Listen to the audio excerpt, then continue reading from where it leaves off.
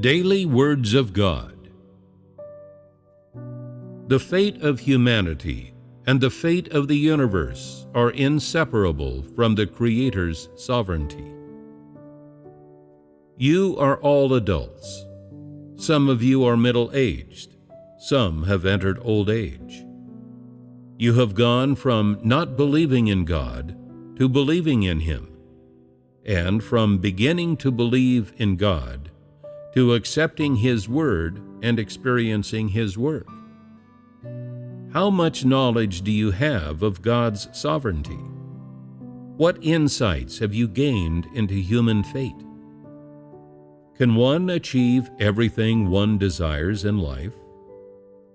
How many things over the few decades of your existence have you been able to accomplish in the way you wished? How many things have happened that you never anticipated? How many things come as pleasant surprises? How many things do people still wait on in the expectation that they will bear fruit, unconsciously awaiting the right moment, awaiting the will of heaven? How many things make people feel helpless and thwarted? Everyone is full of hopes about their fate, anticipating that everything in their life will go as they wish, that they will not want for food or clothing, that their fortunes will rise spectacularly. Nobody wants a life that is poor and downtrodden, full of hardships and beset by calamities. But people cannot foresee or control these things. Perhaps for some, the past is just a jumble of experiences. They never learn what the will of heaven is, and nor do they care what it is. They live out their lives unthinkingly, like animals, day by day, not caring about the fate of humanity, or why humans are alive, or how they ought to live. Such people reach old age, having gained no understanding of human fate. And until the moment they die, they have no idea what life is about. Such people are dead. They are beings without spirit. They are beasts. Although people live within creation and derive enjoyment from the many ways in which the world satisfies their material needs, and though they see this material world constantly advancing, yet their own experience, what their hearts and their spirits feel and experience, has nothing to do with material things, and nothing material is a substitute for experience. Experience is a recognition deep in one's heart, something that cannot be seen with the naked eye. This recognition lies in one's understanding of, and one's perception of, human life and human fate. And it often leads one to the apprehension that an unseen master is arranging all things, orchestrating everything for man. In the midst of all this, one cannot but accept fate's arrangements and orchestrations. One cannot but accept the path ahead that the Creator has laid out, the Creator's sovereignty over one's fate. This is an undisputed fact. No matter what insight and attitude one holds about fate, no one can change this fact.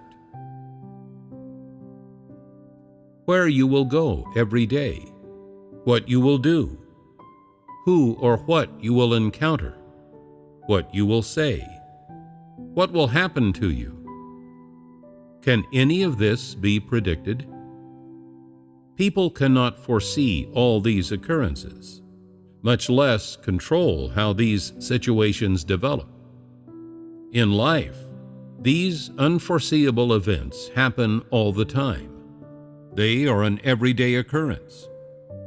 These daily vicissitudes and the ways they unfold, or the patterns they follow, are constant reminders to humanity that nothing happens at random, that the process of each event's occurrence, each event's ineluctable nature, cannot be shifted by human will. Every occurrence conveys an admonition from the Creator to mankind, and it also sends the message that human beings cannot control their own fates. Every event is a rebuttal to humanity's wild, futile ambition and desire to take its fate into its own hands. They are like powerful slaps about humanity's face, one after another, forcing people to reconsider who, in the end, governs and controls their fate. And as their ambitions and desires are repeatedly thwarted and shattered, humans naturally arrive at an unconscious acceptance of what fate has in store, an acceptance of reality, of the will of heaven and the Creator's sovereignty. From these daily vicissitudes to the fates of entire human lives, there is nothing that does not reveal the Creator's plans and His sovereignty. There is nothing that does not send the message that the Creator's authority cannot be exceeded, that does not convey this eternal truth that the Creator's authority is supreme. The fates of humanity and of the universe are intimately entwined with the Creator's sovereignty, inseparably tied to the Creator's orchestrations. In the end, they are inseparable from the Creator's authority. In the laws of all things, man comes to understand the Creator's orchestrations and His sovereignty. In the rules of survival of all things, he comes to perceive the Creator's governance. In the fates of all things, he comes to infer the ways the Creator exercises His sovereignty and control over them. And in the life cycles of human beings and all things, man truly comes to experience the Creator's orchestrations and arrangements for all things and living beings, to witness how those orchestrations and arrangements supersede all earthly laws, rules, and institutions, all other powers and forces.